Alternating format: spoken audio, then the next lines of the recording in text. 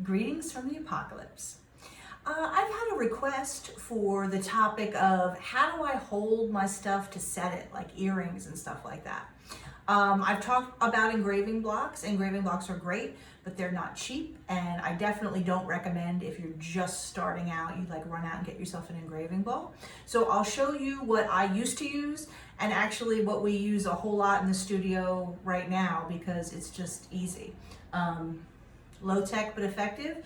This is a block of wood. It's probably a kid's toy or something.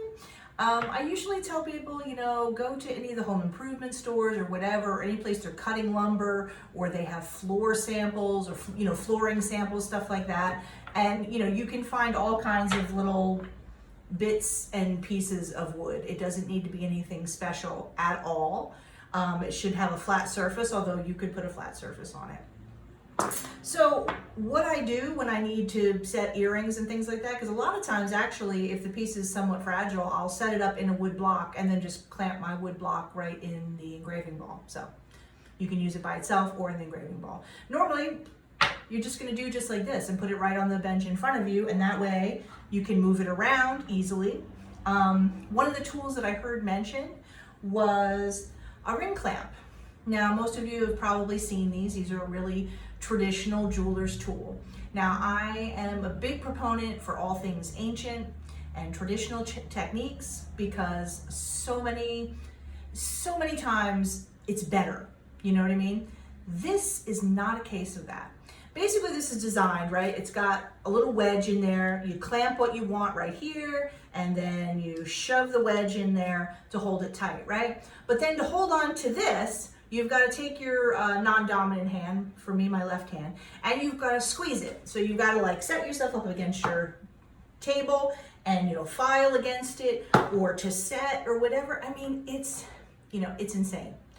And clenching, nerve damage. You're probably bored of hearing about that in all my videos because I am like really passionate about don't do things that are going to give you nerve damage, because nerve damage doesn't go away. That shit is pretty much permanent. You know what I mean? Big deal. Don't do it to yourself. Okay. Also, common sense says, right? Why would I want to use something where I literally now only have one hand to do everything? You know what I mean? Like this hand is completely taken by holding the piece, so all I have is my other hand. I mean, I don't know about you, but I've always got both my hands in there, doing whatever it is I'm trying to do. So extremely inefficient and bad for your hands. So it's funny, when I was thinking about doing this video, I was like, do I even have a ring clamp?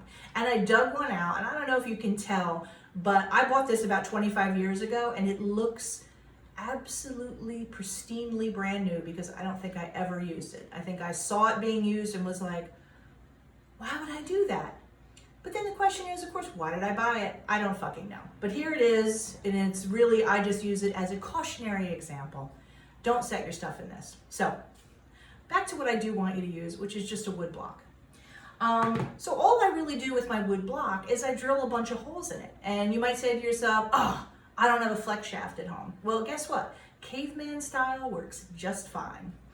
If you have something like a pointed scriber and something like a hammer, by the way, don't use your really nice hammers for like poking holes and things. By the way, this is like my old studio hammer that's like, for putting nails in or whatever. Which, by the way, if you don't have a nice sharp scriber, a nail will also do just as well. Because literally all you have to do, like here's my block of wood,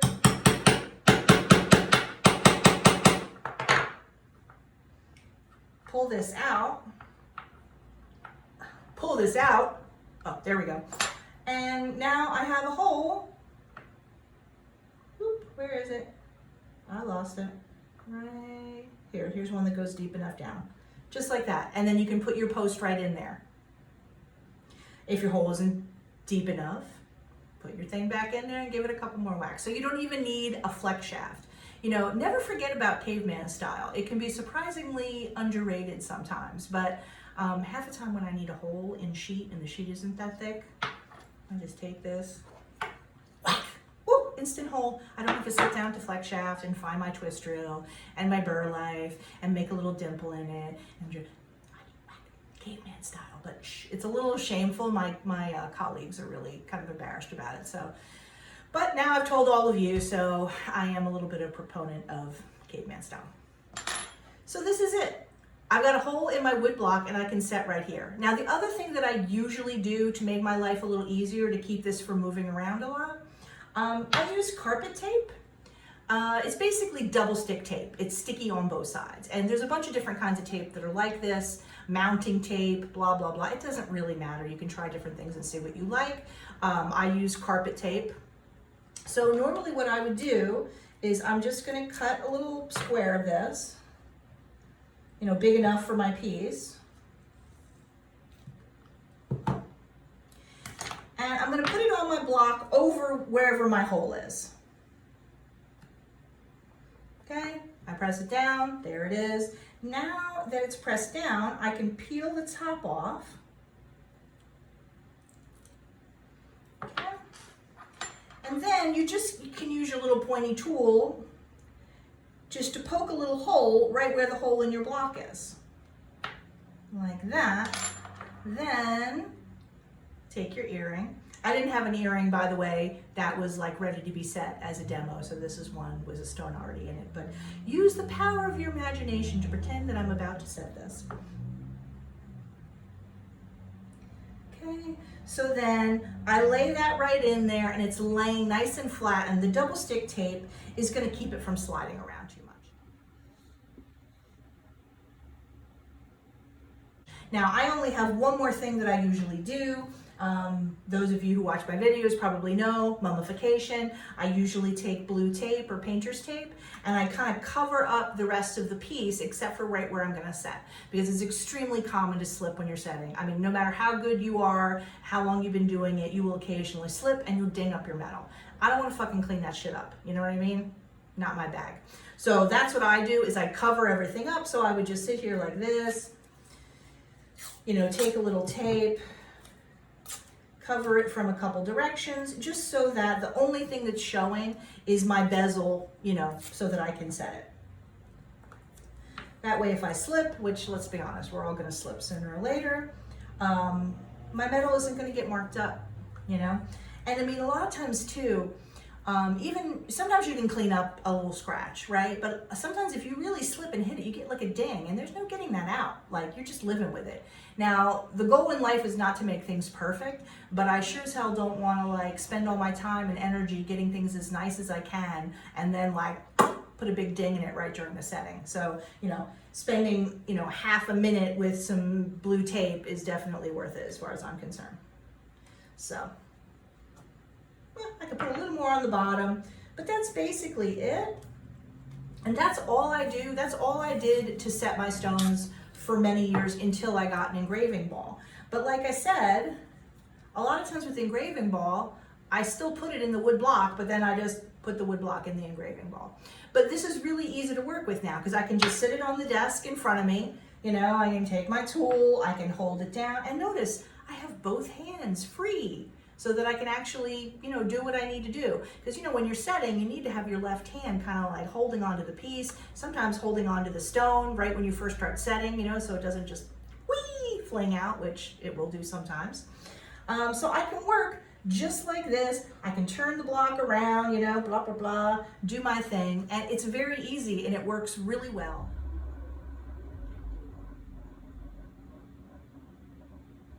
It's practically free usually, because I mean, worst comes to worst, you go to a craft store and spend a couple bucks for some little wood blocks or something, but usually you can just get them for free.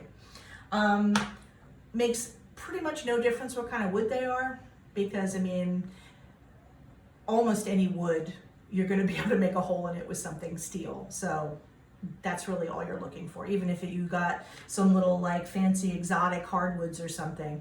Unless you have something that like I've never seen before, pretty much anything you can take a nail and put a hole in it.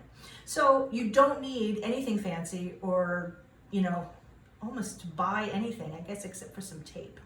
To do this method, I highly recommend it. And so I'll just sum up by saying, please don't use this. I don't know why. You know, so many really smart jewelers still use these when you can just sit something on your table and like not give yourself nerve damage and have both hands. Like, I don't get it, but please don't pick up the habit. Okay, so that's basically it for today. This is just the easiest thing you can do to set stones. Now, granted, also this is an earring. If this were a pendant or whatever, I don't even have to drill a hole in there. But if you need, you know, sometimes if you have like, I don't know, it could be cufflinks, it could be something like that. Anything, you can just take and kind of gouge a little hole out of it, you know, a little depression if you need to, so that whatever finding or whatever's on your piece can lay there and it can be pretty much held. But I find 99% of the time, just like a hole and a little bit of tape does it perfectly.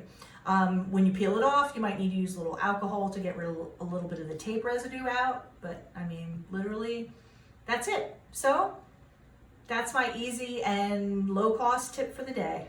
We'll talk again soon. Bye.